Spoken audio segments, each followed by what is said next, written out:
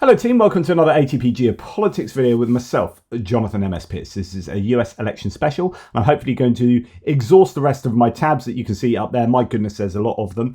And these are all the different nuggets I had stacked up ready to go to talk about concerning the US elections. It is incredible what all of the stuff that's coming out at the moment, as you'd expect, right? We're what, 18 days, probably a bit less to go until the election. Right.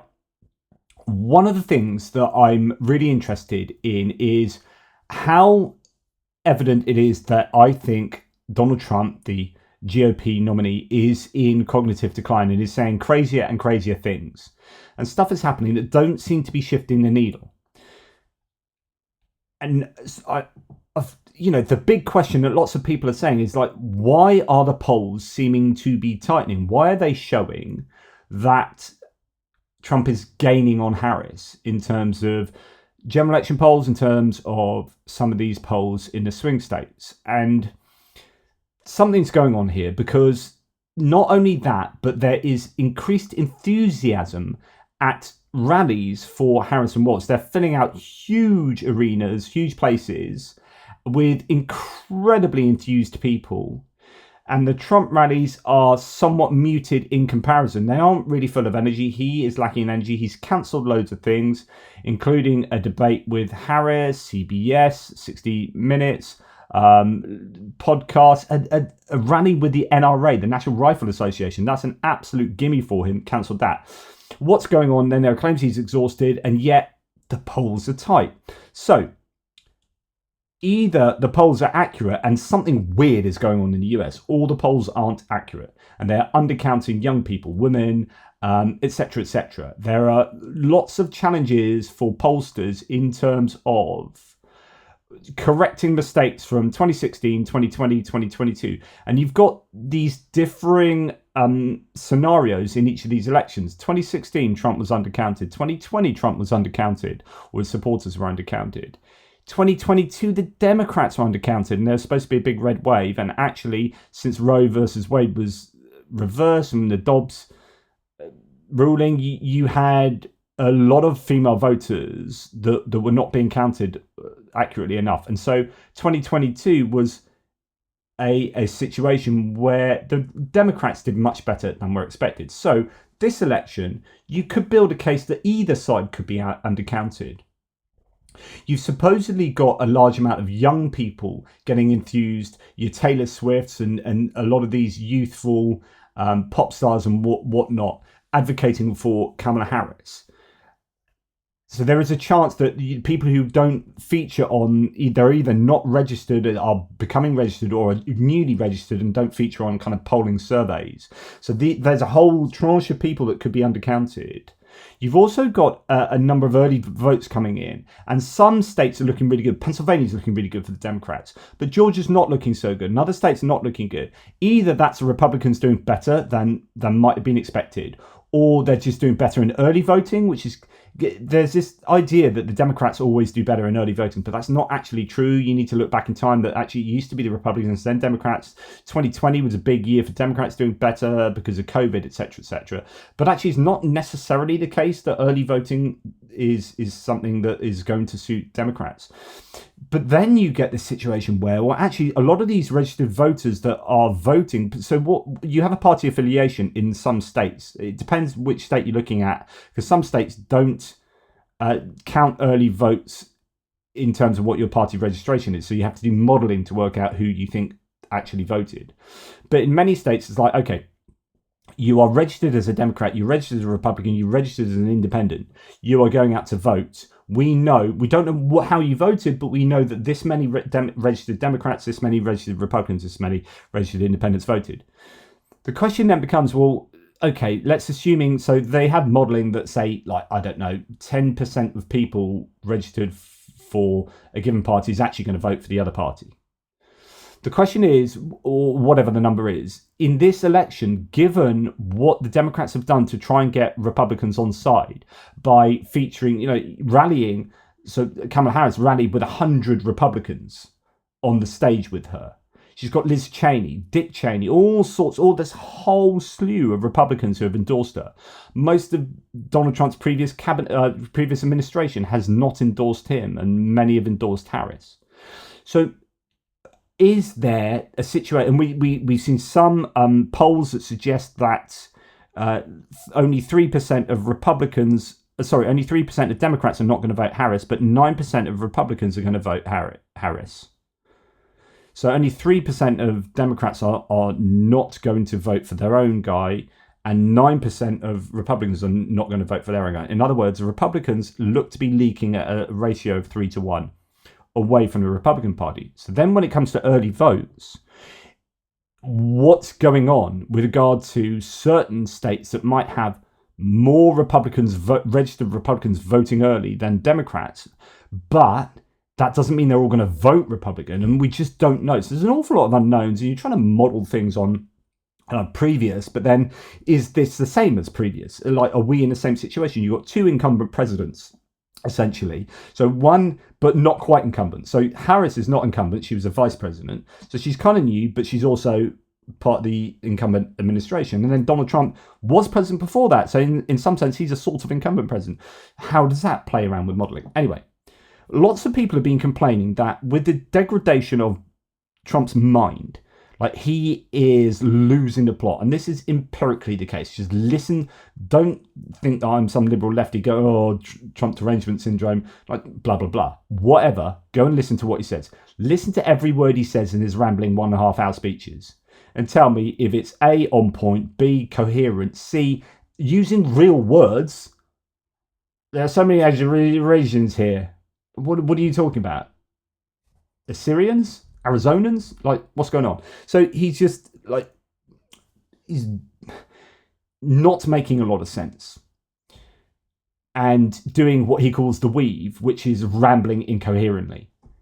And there are also moments where he's just saying really inappropriate things. So he just started. So the other day he had that rally where he's swaying and doing DJ work for 39 minutes, like listening to music instead of doing a town hall and answering questions. He seems to not want to answer questions, ones that are particularly difficult for him. He goes on Fox News only, all really softball interviews. And it's interesting. There's one on Fox News the other day that was not softball, and I reckon he probably went mental at this. He doesn't like hardball interviews, which is why he's trying to get these other stations closed down or get their, to not be allowed to register and get their licenses, etc., etc. We'll come on to that in a second. So he doesn't do very well to difficult questions, and rather just goes off on a tangent, or 39 minutes of listening to music and swaying. Or he started a rally off the other day with 12.5 minutes of talking about Arnold Palmer's genitalia, like a golf player who's now deceased, talking about the size of his manhood. What does that have to do with anything? So he's not on point, because I don't think he can be on point, because I don't think he understands politics anymore. If he ever did, I don't think he understands economics. He doesn't read. You've got to remember, he is a person that literally doesn't read. So, how do we know that he's any more knowledgeable on how to run a country than he was 4 years ago? And I don't think he was particularly knowledgeable about that then. Now, there have been these mainstream media outlets that have allowed him an awful lot of slack. They haven't gone hard on him in the way they did for Biden. So there was an analysis done that, one news agency did, it might be New York Times, did 30 articles on Biden's mind, his cognitive decline, right? But they haven't done that with Trump. And Trump's cognitive decline has been empirically worse than Biden's. If Biden had said the things that Trump has said over the last month, Biden would have been taken to pieces by everyone. And yet Trump, there's this kind of normalization of him saying bonkers things and being able to get away with it. So he's being held to a different level. He's not being held to account in the same way that Biden was. And it's only now that the mainstream media appears to be picking up on this in a very overt, explicit manner. Boston Globe here. Trump's decline is too dangerous to ignore. We can see the decline in a former president's ability to hold a train of thought, speak coherently, or demonstrate a command of the English language, to say nothing of policy. And of course, he says nothing of policy. So why are the Republicans and the press holding Trump to a different standard than Biden? That's the point. Boston Globe coming out with it. And now we've got the New York Times finally, as Tom Nichols here says, now this is more accurate for a New York Times headline, even if it took a few minutes. In other words, what they've been doing for the last 2 months, because they haven't been reporting on this. So why are they only starting to do it now? But good to see it now, which is at a Pennsylvania rally, Trump descends to new levels of vulgarity. GOP nominee repeated crude insults and his supporters relished each moment, but the display could alienate swing voters. Still playing it quite, not really calling it out for what it was enough, I would say there, but you get the point. Okay. So let's go and look at some of the things your man has said, etc., etc. Actually, before we go to some of the interviews and whatnot, that we're feeding into this idea is like, this is what Trump is really like. Why is it that people still have these views that don't seem to track with what we are experiencing of Trump at the moment? And we've just talked about two mainstream media outlets suddenly going, okay, well, not suddenly, but increasingly seeming to reflect this reality. Here we've got CNN doing similar here, where actually Anderson Cooper is, I think, losing a bit of patience for people who are trying to stand up for Trump, in light of an awful lot of people who knew him very well, worked with him, 40 out of 44 of his administration not endorsing him. That should tell you all that you need to know.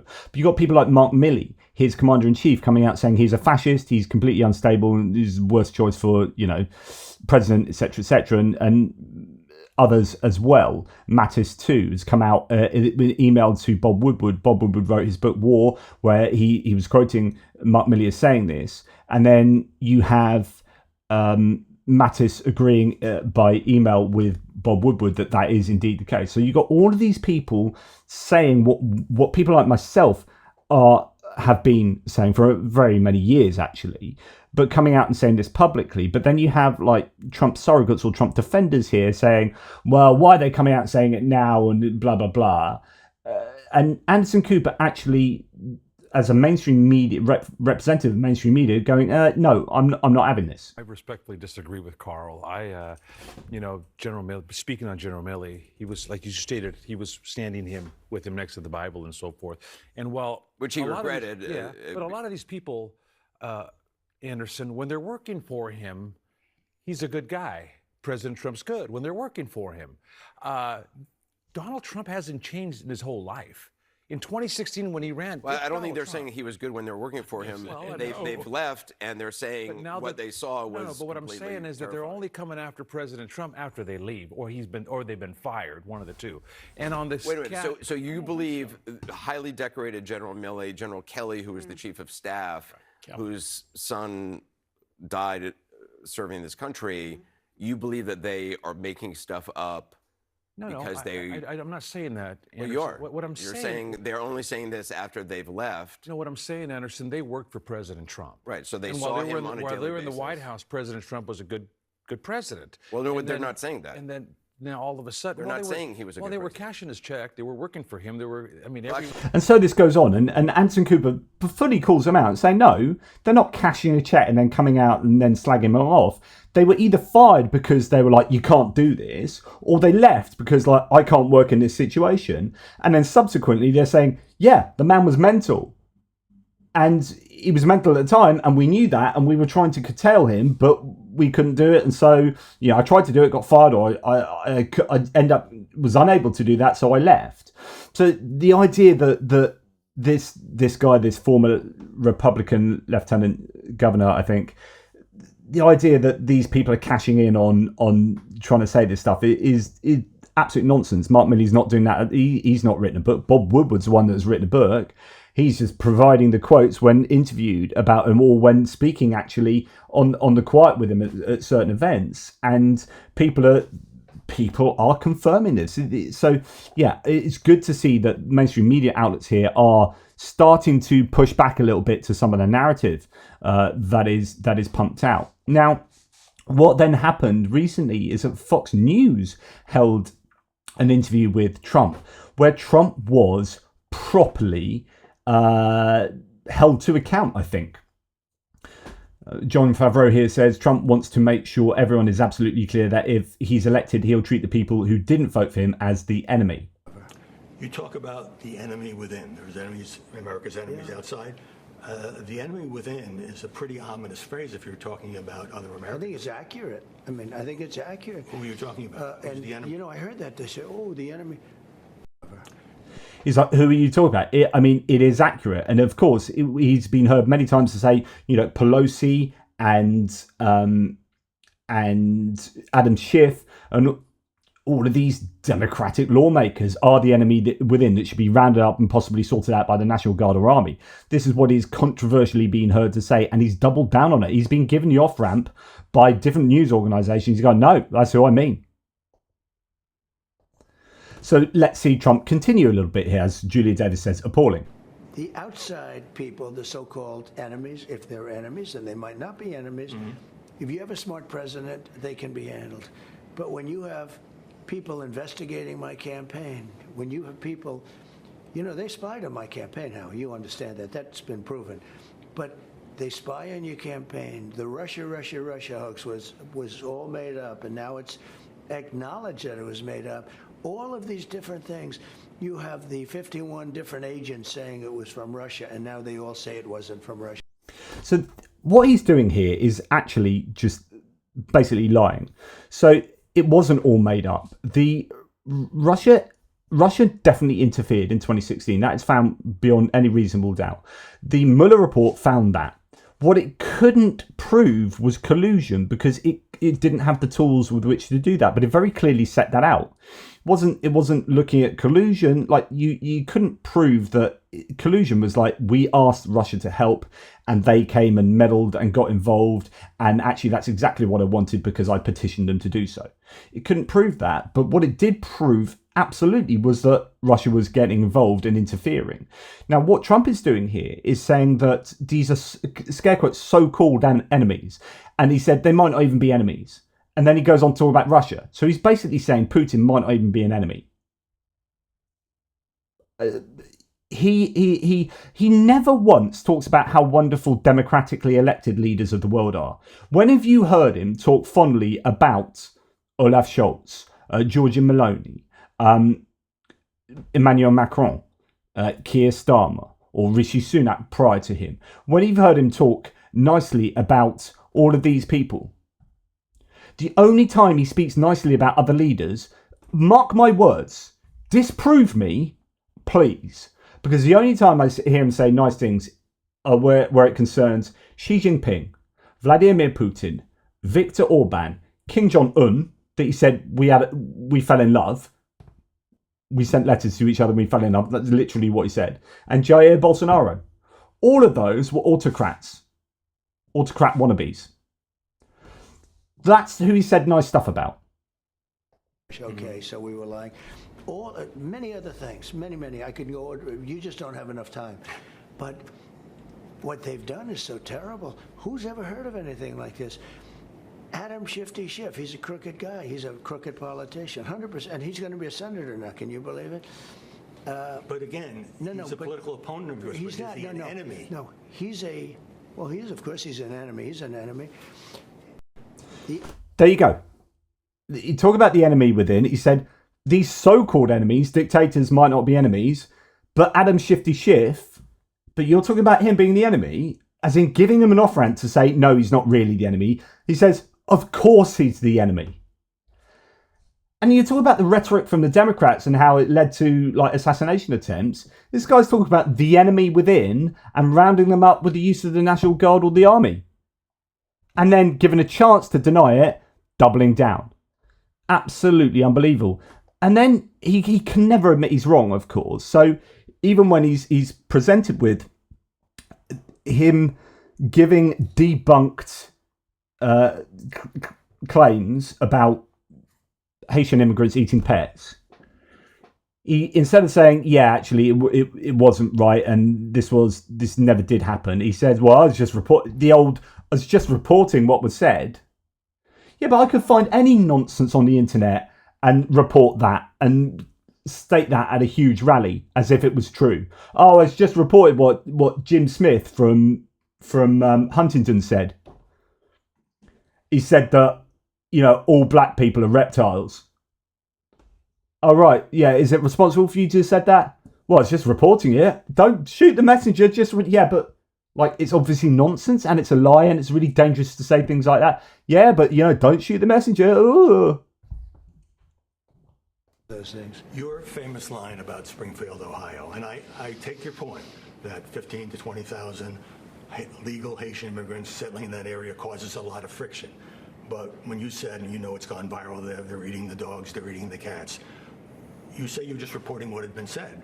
But why not say now, well, look, that turned out not to be true. I don't know if it's not true. I don't know if it's true or not true. And this is really frustrating. I don't know if it's true or not true. Yes, you do. It has been debunked. Right? You made the implicit claim that was true before. We're actually explicit. You were saying that as fact, right? It's now been shown to not be true. You can't just say, I don't know if it's not true. We've literally presented evidence to you. It is incumbent upon you to interact with that evidence and make a judgment on that. You can't just keep going. I can say, oh, look, all black people are reptiles because this guy said it on the internet. And I've told that to my millions of supporters. And then okay, that's not true. And here's how it's not true. But I don't know it's not true. No, literally, here's the evidence. Yeah, but I don't know it's not. I don't know. Could you? I think they could still be reptiles. I read Eating something. the pets, you don't know if it's true or not true? It's been debunked by local They say, officials. what about the geese? What about the geese? What happened there? They're all missing. I don't was know. one guy with two geese. Howie, I have no idea. The two geese was one man, not even in Springfield. So he's talking about Springfield. It wasn't even in Springfield. A black guy walking down the road with two geese in his hand that had been knocked over. They were roadkill on the side of the road. He picked them up and there's a photo of him walking. Don't know what he was doing. Don't know any other context there other than black guys picked up some roadkill. This is now turned into Haitians eating geese. Because he's a black guy. He must be a Haitian from Springfield, right? And so we know that now. We know that. I know that. You know that. Trump should know that. He's been you cannot just keep going to, I don't know if it's not true. Yeah, I said something. Those things. Your famous line. That is good to see. This is really good from Fox to hold this guy to account. General Jim Mattis, who was your Secretary of Defense, has now joined General Mark Milley, who was your Chairman of the Joint Chiefs, in saying, this is their quote, you are the most dangerous person ever. I assume you'd like to respond. Well, they were not my cup of tea. They were woke. You know that. They were not great generals, in my opinion. I was asking them advice. I didn't agree with the advice. Look at the advice that Milley gave to Biden on Afghanistan. Move the soldiers out first. No, you have to move the soldiers out last. I don't respect them as soldiers. I never did. I fired them both. General Jim. I don't respect them as soldiers. I never did. They were not great generals. Although he mentions Afghanistan, that's the only. If I would love to see pushback. I'm like, where's your claim? Where's your evidence that one, they're woke, that two, they're not great soldiers, and three, they're not great generals. And if that was all evidence before you appointed them, if you knew that, if these were, I never liked them anyway, well, why did you appoint them? You can't go around saying, I always appoint the greatest people, and then he's got the biggest turnover of any administration ever, just getting rid of people all the time because people can't work with him and people keep pushing back against him. And then he has to kind of clean up the mess by saying, oh, yeah, okay, they weren't great. But you keep telling us that you only employ great people and you're the best employer, blah, blah, blah. So, it just, nothing about him makes an awful lot of sense. Then what you had here, as this Kamala Harris, admittedly, Kamala Harris HQ, so this is her campaign, says, Fox host fact-checks Trump's lies mid-interview. And this is what he does. Ever had. To clarify, police did not usher protesters into the Capitol. They were totally overrun, though in some cases they may have beaten a tactical retreat. Donald Trump continues to argue, as you know, that the last election was rigged, though that's never been proven in any of the lawsuits filed. Up next. So in other words, like after they recorded this, the Fox News had to go back and insert a fact check on Trump because there would be legal implications had they not done that in a kind of Dominion, Smartmatic sort of way. Like there are potential law cases if you perpetrate the myth that the police did not usher. To clarify, police did not usher protesters into the Capitol. The idea that Trump said that they were ushering protesters into the Capitol, etc., etc. So, when Fox are pushing back on Trump and fact checking, what is really, really powerful about this is not only that you've got mainstream media starting to push back on Trump in a very necessary way, but you've got Fox doing this. But more importantly, by doing this, they are letting Fox viewers and Trump supporters know about the truth here. They so often themselves perpetuate these myths, Fox News, that it's really nice that they're actually pushing back here. And that communicates arguably an awful lot to the viewers who need to understand the reality and truth of these matters. Here we have another one from the same interview. Being down with us here at Trump Tower. Thank you very much. It's been fun. Thank you, Alan. After our interview, Donald Trump flew to Pennsylvania, Arnold Palmer's hotel, where he discussed the golfer's signs of his manhood, dismissed Kamala Harris with a curse word, and asked the old Reagan question, are you better off now than you were 4 years ago? The vice president was in Atlanta, where she made the case for abortion rights, said Trump lacked compassion, and was joined by the family of a Georgia woman who died because she didn't receive proper medical care due to abortion restrictions. After the break, Brett Baer. Being down with us. So the fact that it then, straight after this interview, he cuts to then, and Trump went to a rally and talked about the size of Arnold Palmer's manhood. I think it's cutting. Like, this is Fox News essentially communicated to the audience who Trump really is, and it's about time that this happens. So I think that particular interview was incredibly revealing.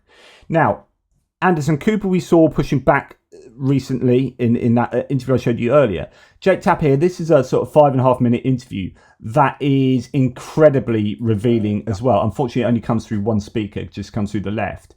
Jake Tapper takes Mike Johnson to the woodshed after Johnson tries to claim that Trump never said he would use the military on US citizens, and concludes the interview with, it's like you were answering completely different questions from a completely different interviewer. Absolutely incredible. He pushes back on Mike Johnson really well in this interview, and this is good to see. We're only going to listen to the very beginning of this. Donald Trump repeatedly referred to prominent Democrats and others on the left in the United States, American citizens, as, quote, the enemy from within, unquote. And he suggested as president he would want to use the National Guard or military against them. Let me play some of that for our viewers. The bigger problem are the people from within. We have some very bad people. We have some sick people, radical left lunatics. And I think they're and it should be very easily handled by, if necessary, by National Guard, or if really necessary, by the military, because they can't let that happen. One of the first things you did when you joined Congress was to create the Honor and Civility Caucus. Does wanting to use the military against political opponents, would that pass muster with the Civility Caucus? That's not... Jake, you know that's not what he's talking about there. What he's talking about is marauding gangs of dangerous, violent people who are destroying public property He talked about Adam and Schiff threatening and the Pelosi's. other American citizens. He's not talking... I mean, Governor Youngkin tried this with me, too. That's not, he was very clear. Let me. I love Jake Tapper doing this, and sorry about the audio and the whining in one ear, but this is brilliant because he's like, no, he's not. And Governor Youngkin, I showed this to you the other day, where Youngkin tried the same tact on Jake Tapper, and he's like, no, I've got the receipts. These are the words he said. I've got it on a piece of paper here. We played it to you. You are not listening to the words Donald Trump has actually said. He has said Pelosi. He has said Adam Schiff. Let me play, because he was asked about this later on, because Fox always likes to give Donald Trump an opportunity to clean it up. And he always says, no, I said what I meant. Here's what he said when asked about it the next day. It is the enemy from within, and they're very dangerous. They're Marxists and communists and fascists, and they're sick. I use a guy like Adam Schiff because they made up the Russia hoax. It took 2 years to solve the problem. Absolutely nothing was done wrong, et cetera, et cetera. They're dangerous for our country. We have China, we have Russia, we have all these countries. If you have a smart president, they can all be handled. The more difficult... Can't even finish a sentence, by the way. That was a mess of a thought salad. Are, you know, the Pelosi's, these people, they're so sick and they're so evil. So sick, so That's evil. What he's talking about, using the U.S. military against, not marauding gangs of Venezuelan. Wait a minute. Adam Schiff, Nancy Pelosi's husband, Paul. So let me just say, if a Democratic presidential candidate said that you and your wife were evil and that the military should be used against you, I would say that's disgusting. Boom, drop the mic. Jake Tapper, if a Democrat said that against you and your wife, I would say that's disgusting. So why are you not saying it in this situation, Mike Johnson? Well, thank you. And some have said that about us because they don't like my politics. I did not hear President Trump in that clip say he's going to sic the military on Adam Schiff. That's not what he's saying. You got two different clips in two different contexts.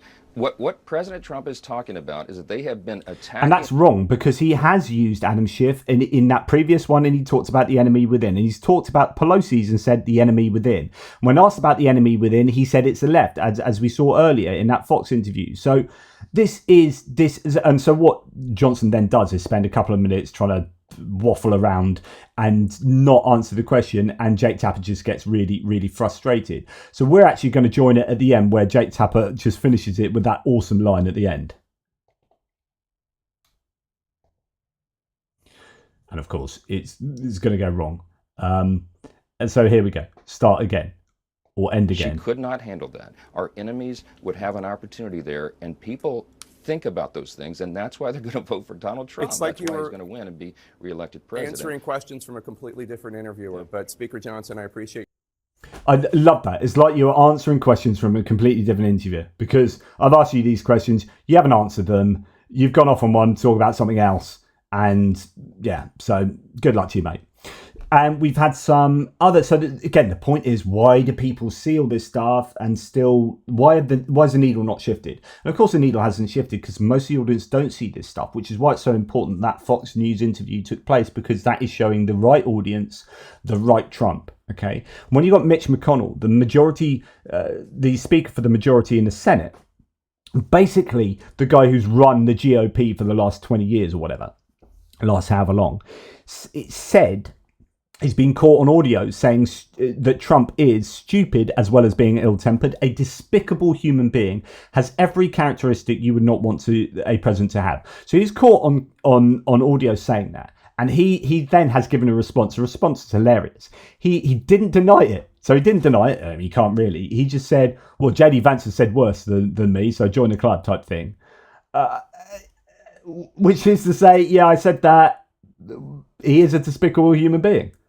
And yet, people are still voting for someone who ostensibly the leader of the GOP is saying is a despicable human being. Every characteristic you would not want a president to have. Every characteristic you not want a president to have. Yeah, let's vote for this guy.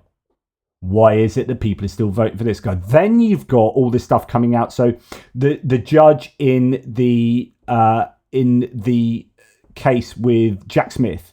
So Jack Smith has basically released a load of documentation as to the January the 6th issues and not wanting to allow the election to be ratified. Now the judge has released Trump's plan to steal the election in writing. Oh, this is nothing. It's just the game plan in writing that the Trump team literally wrote out on how to steal the 2020 election by undermining all our votes.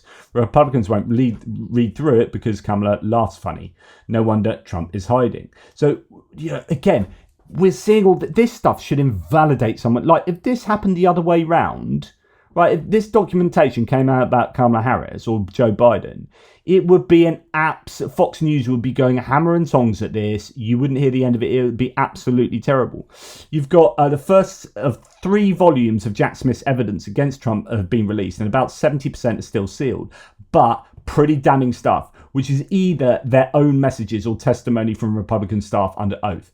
So, a member of Trump's team directly attempted to get a Pence aide to hand Mike Pence documents that their team knew was fake, uncertified, and lacked a chain of custody. They have iMessages confirming they were trying to deliver the unsealed fake documents to Pence. They have emails confirming this was planned in advance and that they wanted Chuck Grassley to stand in if Pence were recused. In their own war game scenarios, they can see that if the election is processed fairly, then Biden wins. So in other words, this is an acceptance that the only way they can win was unfairly, and that's what they were trying to prosecute. They had a memorandum prepared on this matter as far back as November the 18th, which is 1 month before any of the alternative electors had made their claims, proving that this was premeditated.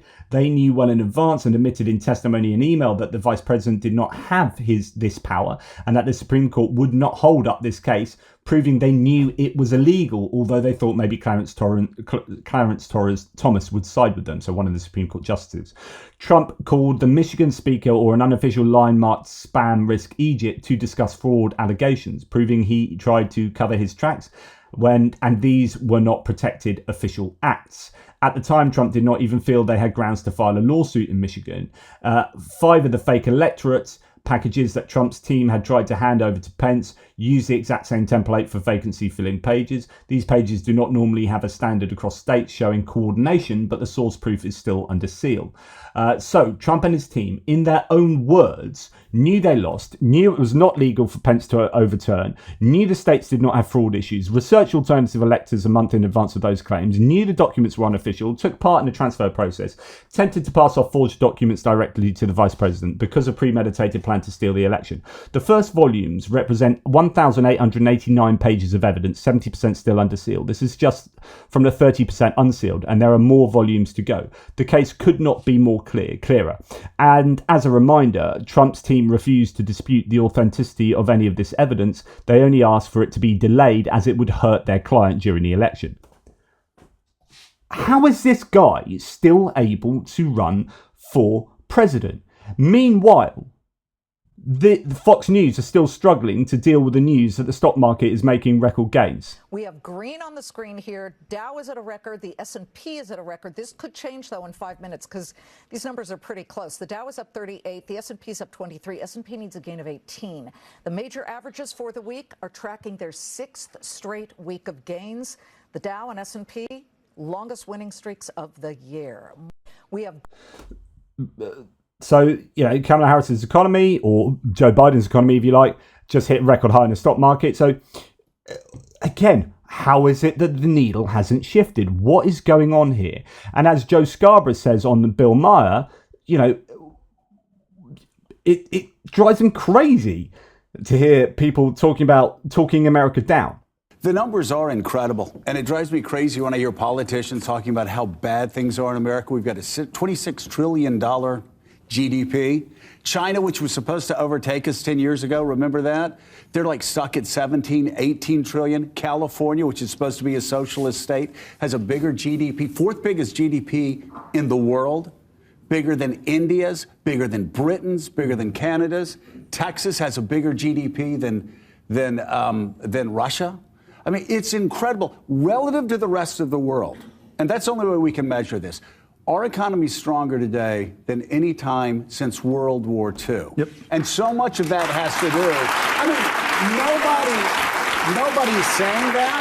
Maybe it's because nobody gets elected by saying how great this country's economy is. But it's not just the tech sector, which is great, but it's also small businesses. Yeah. It's what's happening on Main Street. It's entrepreneurs. It's people that... It's our nature. It's people... We're greedy, and it's good. Do you know the great... I've got another way to say it. That's not straight out of Wall Street. But one of my favorite commercials ever that explains the essence of America was was Steve Jobs' first Apple commercial, Think Different. We're just different than the rest of the world. A guy like Bill Gates borrows $5,000. He gets a couple of hippies from Berkeley. They go into the dad's garage and they create Microsoft. And I will tell you, that's a mindset that guys like Mark have. That's not a mindset other people. So he's talking up the economy, and it's true. Like, the economy is in a really good spot. Yes, inflation is an issue, but actually it's been kept under control, and average wages have increased above inflation for 16 straight months, etc., etc. And yet the needle isn't shifting, and in fact it's getting tighter in Trump's favor. We are led to believe. And then you've got, you know, stuff like this. Anything to do with school choice also, but also separate from school choice. We're going to take the Department of Education, close it. I'm going to close it. We'll have one person, could be you if you decide to retire. Okay, Mr. President, here's what bothers central casting. here's what bothers me about that. So let's say you have a liberal city, let's Los Angeles, San Diego, and they just decide we're going to get rid of that history. We got new history. This is America built off the backs of slaves on stolen land. And that curriculum. By the way, that's an incredibly controversial question. He's saying liberals are going to get rid of history and then claim it's built off the back of slavery. In other words, it's not built off the back of slavery. His point there, that question, that you could easily let that go. That's a horrific question. He's saying liberals could change history and imagine that the US is built off the back of slavery. It frickin' is built off the back of slavery. Just, my goodness, that's an incredibly horribly phrased question.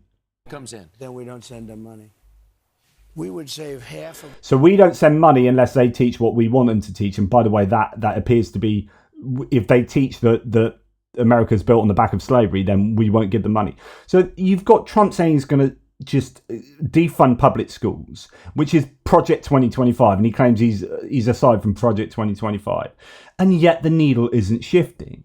And then you've got him claiming and Obama's been really good on the campaign trail recently. So Trump came out and said, "I am the grandfather of IVF." And in the same speech, I think, which doesn't make sense. What does that mean? Did you invent IVF? Like, what are you talking about here? But then I think it's in the same speech. He said, I didn't really, I'm paraphrasing, but he basically implied he didn't know anything about IVF and had to speak to Katie Britt, who then filled him in, and he was like, oh, yeah. And then says, I'm the grandfather of IVF. He didn't even know, he's admitting he doesn't know what IVF is, and then says, I'm the grandfather of IVF. Just absolute bonkersness. He called himself the father of IVF. I do not know what that means. Or father, grandfather, father. You do not either. He said January 6th was a day of love.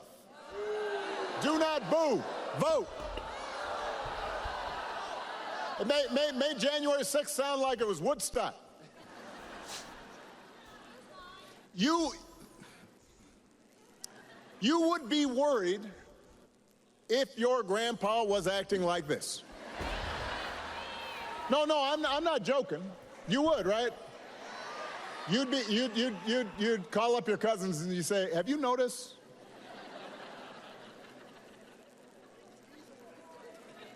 So imagine it coming from a guy who wants to be given unchecked power.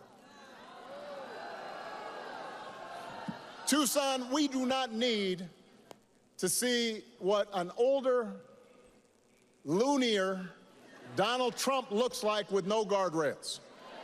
We have had enough of arrogance and bumbling and bluster and division. America's ready to turn the page. We're ready for a better story. We are ready for a President Kamala Harris. And just rhetorically speaking, very good, but also the energy and the idea of we're ready to turn the page and look to a better story. This is all about like not doing the US down. Like, everything that Trump says is doing people down and doing ideas down. Whereas here, Obama is talking about actually, let's turn the page and create a better future. You know, the only time Trump's talked about something positive like love is by comparing love to January the 6th insurrection. To me, that's a stark difference. And yet the needle isn't shifting. And yet the race is tightening. What is going on there? And here, we have woke generals like Milley and Mattis. We have woke people. They don't do things like this. So we had to go back to 1798 when we had real people running our country. The Alien Enemies Act of 70 gives a tremendous power to the president to do what's right. To talk. Notice he couldn't even finish that. He couldn't even finish 1798. The Aliens Act from 17, and then he just went on. And he goes on. But the point here is that, again, concentrating on little things. As Aaron Rupert here says, 1798, when we had real people running the country. What was happening in 1798 where you had real people? What was the difference? Did you still have slavery then? Is that what was going on? Is that when real people ran the country? Who was running the country? Who wasn't running the country? Black people. So, again, why has the needle not shifted? Why are black people not seeing this and going, screw you, Trump? Honestly, screw you. And that question in the Fox and Friends just on the sofa there, where you're insinuating that, that the US wasn't built on the back of slavery. Just absolutely incredible. And why is the needle not shifting when you hear nonsense like this? Which is incapable of solving even the smallest problem. The simplest of problems we can no longer solve. We can't do anything. We are an institute and a powerful death penalty. We will put this on. We have to, which is incapable. What are you talking? Not even the fact you can't say the word smallest here. Okay, fair enough. We stumble over words, but he does it all the time. But these are not sentences. They don't make sense. Which is incapable of solving even the smallest problem. We are an institute in a powerful death penalty. We will put this on. And then he goes on to talk about something else. So literally, we will put this on was the end of the sentence. Which is incapable of solving even the smallest problem. The simplest of problems we can no longer solve. We can't do anything. We are an institute and a powerful death penalty. We will put this on. We have to, which is incapable of solving. And yet the needle isn't shifting. And then, okay, let's ask someone at a Trump rally, then who is supporting this person and is standing by him, and just listen to this answer. What got you excited to come to the Trump rally today? He's a good man. I love him. We need him. He saved the country. You love him? Yeah, I think he's a good man. What do you think? Why? When did you decide he was such a good man? 2016. I liked his words, and I like he did everything he said he was going to do, and he did it. What are some of those things that he said and then he did? Maybe just one thing. One thing he said and then he did. He caught me off guard there. I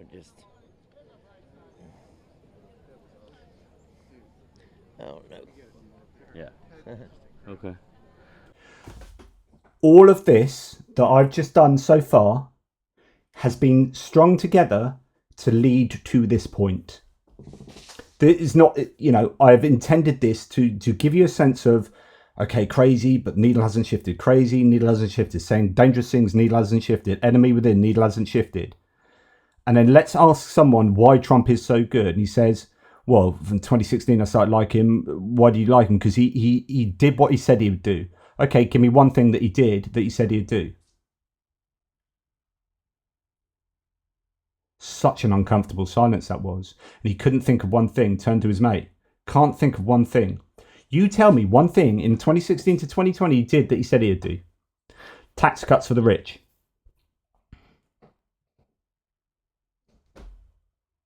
He said he would do an infrastructure bill, did he? He said he would produce an alternative to Medicare, did he? No, he didn't. Tax cut for the rich. What else did he do that he said he was going to? Did he build a wall? No, he didn't. Okay. What did he do? So the point is that people live, I think, in this a reality of unreality. People live in this bubble of myth where they think Trump is far greater than he really is. And I did this previously on The Economy, where he's actually a very poor businessman. And the idea that he's this great businessman itself was a myth born out of the NBC Apprentice show. but he's had 6 bankruptcies and is not very good. And if he had just invested his money in the S&P 500, he'd have more money now than he had with his inheritance. So he wasn't pulled up by the bootstraps. He, didn't pull himself up by his bootstraps. He inherited a bunch of money, and he's not been actually very good with it, and is a bit of a con artist. And it's all kind of mythological what he is and what his skills are. And yet here we have an example of that. Oh, he's a guy that says he does what he says he'll do. Okay, give me an example of that. Can't do it. Doesn't know. Because actually, it's the Wizard of Oz. Behind the curtain, it's just a little man there. And what people need to do more of is pull the curtain back. Ask these questions. I'm not do it in a really calm way. I like this guy. It's a calm way. The good liars, they often do interviews like this where they're like, oh, okay, and what's an example of that? Okay, you've said this, and that's what I like about Jake Tapper there previously, and Anderson Cooper. It's like, no, if I was an interviewer, man, I'd be just like this, like Mehdi Hassan style. I love it, which is like, I'm not going to go on until we bottom out this claim you've had. So you need to substantiate that. And you need to do a much better job at that. And I'm not moving on to, no, you're not pivoting. No, you're not bait and switch. You need to answer this point. So with this guy, it's like, okay, so the next question would be, well, if you can't think of anything that he has done that he said he would do, and that was your reason for supporting him, do you think you're justified in still supporting him? If you can't, if he hasn't really done anything that you can think of that he said he'd do, then why are you supporting? What's really going on here? And you start getting, you bottom out what is actually going on here, which is like, yeah, I don't like immigrants. Okay, you don't like immigrants. So really, you want to just vote in someone who just says rhetorically really strong things against immigrants. But even then, he didn't build a wall, did he? So, yeah. And so the question for me is, okay, well, what's going on here? Because the polls are tightening. The needle isn't shifting, or it's shifting in Trump's favour. And yet we're seeing this.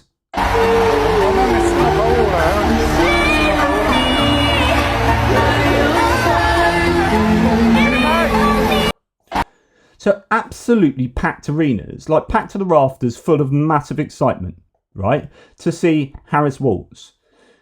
And I'm not trying to be, this isn't about me trying to be totally pro Harris and dunk on Trump. What I'm trying to do is like, what is going on? Because this is empirically happening. Like, Trump has said those words.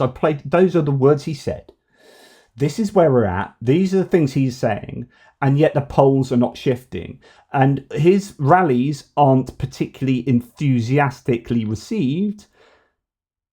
And these rallies are mahusive, and they are really enthusiastically received. So President Obama, this is Obama, not even Harris Walz, in Nevada, stumping for Kamala Harris with a crowd arguably larger than ones at Trump's last few Nevada rallies.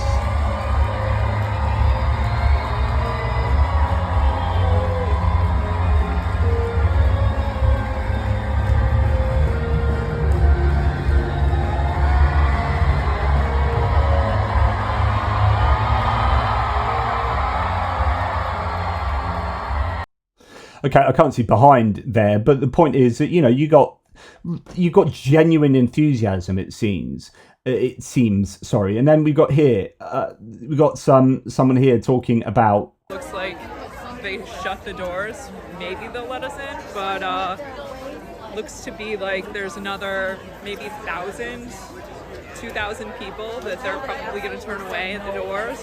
And this is after they probably turned away 5,000 people before you even got to this point at the Harris rally here in Erie, PA. So that's a lot of people that have come out here in Erie.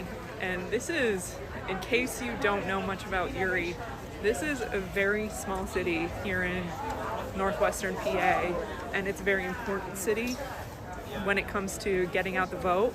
And crowd size, let me just try to turn this camera around in just 1 minute. This is the crowds just right outside. We're waiting to see.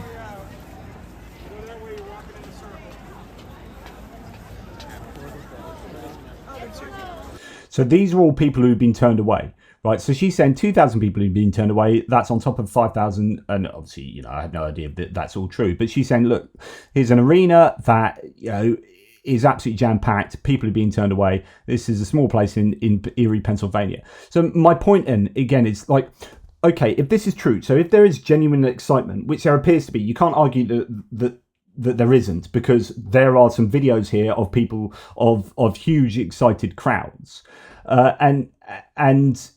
you know, you've got really excited crowds within when we listen to the kind of the speeches she gives, which are on point. They are scripted and very, you know, precise. They are generating excitement through music and through the speakers. And here she's like quick-witted. Oh, you guys are at the wrong. These are hecklers, by the way. Oh, you guys are at the wrong rally.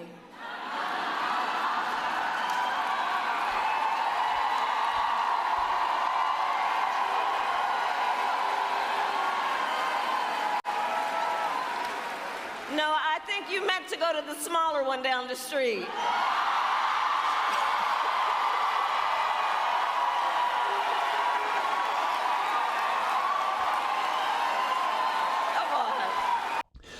And again, concentrate on the little things. That wave of the hand, her laugh, and her smile. This is positivity. Even in the face of hecklers, she has an air of positivity here.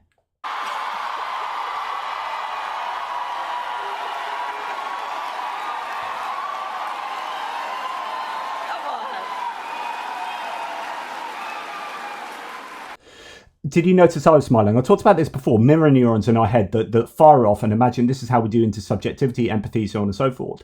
Our mirror neurons will fire when we see someone laughing because we imagine that is us and we put ourselves in their shoes, and that empathetic process, that empathy process, then will mean that I was just smiling then by looking at her laugh. What I'm saying is that she's a very positive person and that engenders positivity and joy in me, and this is why they keep talking about joy, etc., etc. And I really think they're trying that, whereas I don't think that's so evident in the Trump campaign. And then here we've got JD Vance. This is the crowd for JD Vance in Pennsylvania, in Johnstown, Pennsylvania, and this is, I believe, him speaking. You know, that is an event that is not particularly well attended, and I think Walls will probably be doing a little bit better than that. So again, so why I'm showing you this is like, okay, so here are data points. Why are the polls closing? Why is Harris losing ground in the polls? And then here's Fox News doing a really interesting switcheroo. And I don't know if it's because, was this the time when he just said, so Trump has also, and I think it's absolutely terrible, said that Kamala Harris is a shit vice president. That's his quote, that's the words he said. So we got to a point where, and this is what was being referred to in that in the New York Times headline that I showed you at the beginning of the video, which is this descending to vulgarity. Oh, but you're talking about a great man. I said, Arnold. So this is a point, actually this isn't that though, this is a point where he's talking about Arnold Palmer's the size of his manhood. 12 and a half minutes at the beginning of his speech on that. Latrobe, Pennsylvania is an area that Donald Trump won in 2016. He is there holding one of his signature rallies. Kamala Harris, the vice president, has to say.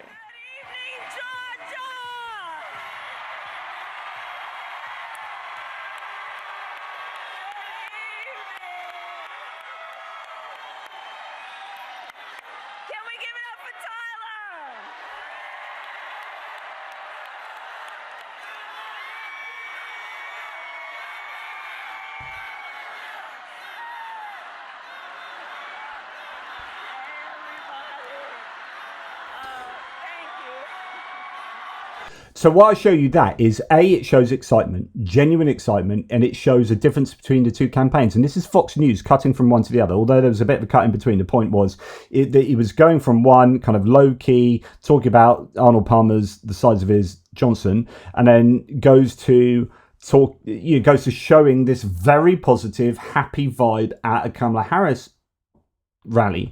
This is about, so for me, the importance of this is the Fox News viewers getting a sense of, oh, if people are so positive and happy and really excited about Kamala Harris, and maybe all the stuff I'm hearing about Kamala Harris from Fox News might not be correct. There will be some cognitive dissonance going on there, and that could mean that people lead themselves to question actually whether Trump is truly this much more popular person, so on and so forth.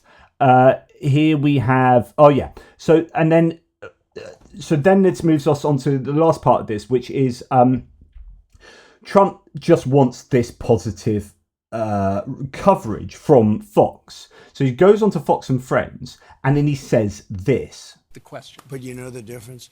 In the old days, you never played negative ads. In other words, when I leave here, I'll then be hit by 5 or 6 ads. And in the old days, you never had Ian Fox Sams. News? Yeah. Well, in the old days. But in the old days, which wasn't so...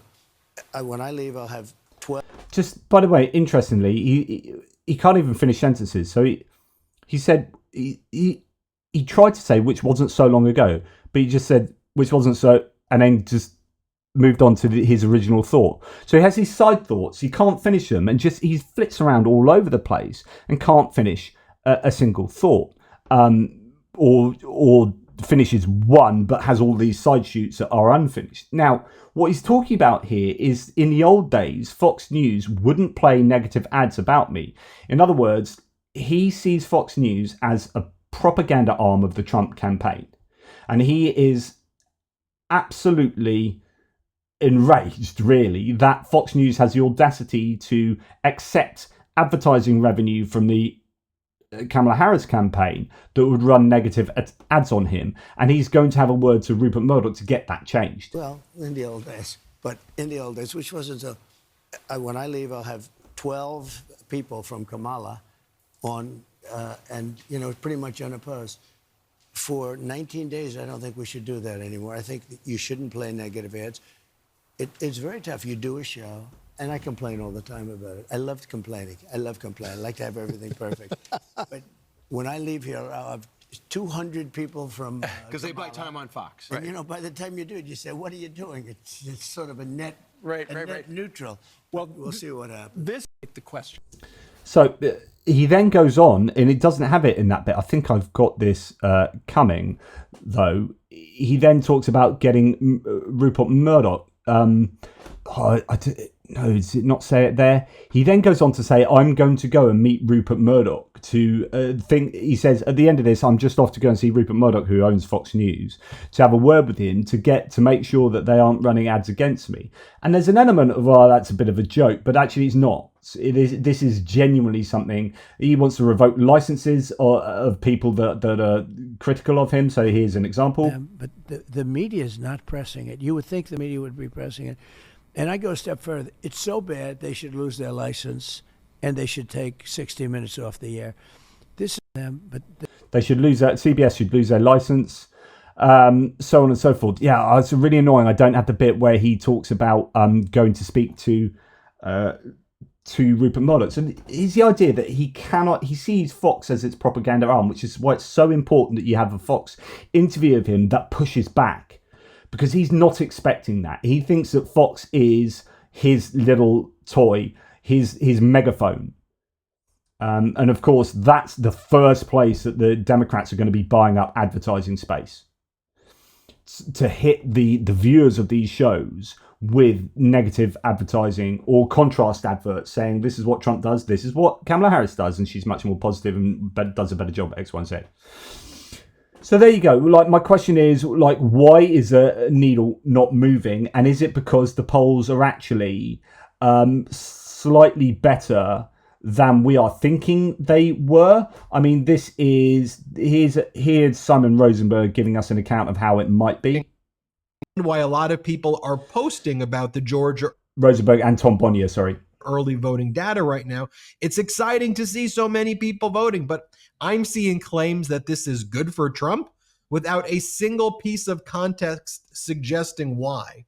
Anyone want to make their case here? And what I just said is I'm being generous. Sorry, it's just probably flipped to the wrong place. It should be actually right back here.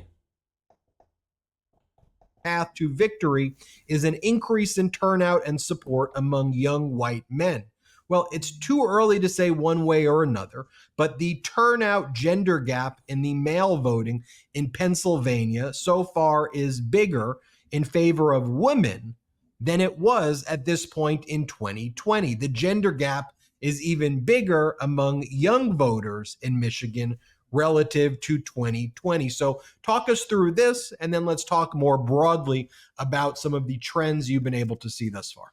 Yeah, this one surprised even me. I didn't expect to see this in the data. And, part of the reason is we've been hearing for 4 years now, or almost 4 years, that Republicans were going to fix their mistakes from last time. They were actually going to push their people to vote early. They realized that Donald Trump convincing his supporters that mail voting was fraud was a tactical error, and they were going to change that. And so our expectation has been that we should see Republicans accounting for a much larger share of the early vote than we saw 4 years ago. And we can get back to that. But the second element of this was this case that we've been hearing that, low propensity voters, as they call them, voters who generally don't turn out at higher rates, are actually much more likely to be Trump supporters, especially younger men, especially younger white men. You've seen Trump going to the UFC fights, the Joe Rogan stuff. They're really spending a lot of time, effort, and energy in appealing to these voters. And, you can argue about whether that's smart or not. But in the end, if what they're doing is effective, you should be seeing that showing up in this early voting data at this point. Again, in Pennsylvania, in Michigan, in these key states, you're seeing several 100,000 votes have already been cast. So it's not a small data set at this point. So I was shocked to see when we looked at the early vote data, again, especially in Michigan and Pennsylvania, and we looked at these younger voters, we actually saw the gender gap has flipped. It's actually wider now, that women are accounting for an even larger share of the early vote than they were at this point in 2020. In the end, I probably shouldn't be surprised, right? Because we've all been talking about this for 2 years now. Since Dobbs, the group that has been most energized and activated in this post-Dobbs environment is young women. But what it's telling us is these Republican efforts are failing, and, perhaps they're paying the price for not building a true on-the-ground campaign. And we're not talking now about suppositions or theories or polling data. I mean, what we're actually talking about now is there's been early voting, absentee voting. You can put all of that in the category, if you will, of early voting. We've also seen the registration efforts that have taken place, the percentage of people returning ballots in various states.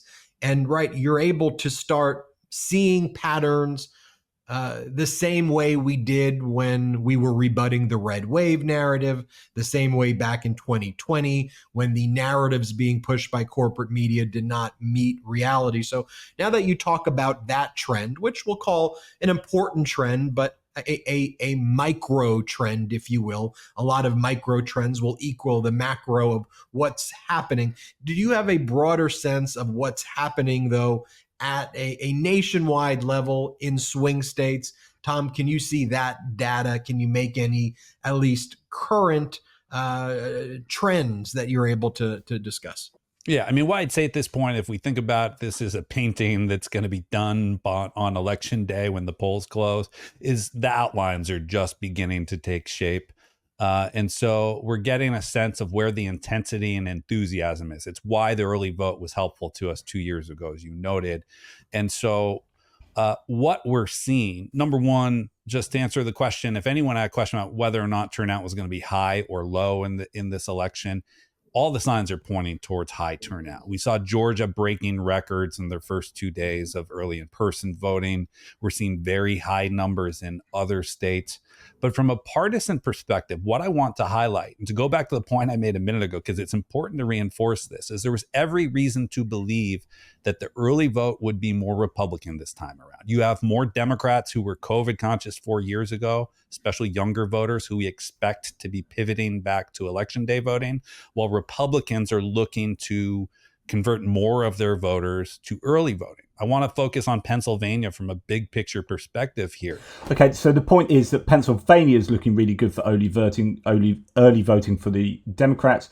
Actually, places like Georgia, less so. North Carolina's on a knife edge. But again, it goes back to this idea of, okay, we know what their registration was, but if a larger percentage of Republicans are more likely to vote for Democrats than vice versa, then actually that could be really good for the Democrats. And that's what we see from surveys, certainly. And we won't get that data until they count those ballots, right? So we're going to go to Simon Rosenberg, who gives a bit of his account of what's going on, a Democratic strategist. Well, in part because the site that Tom has built, Target Early, has created a window into the early vote that we've never really had before.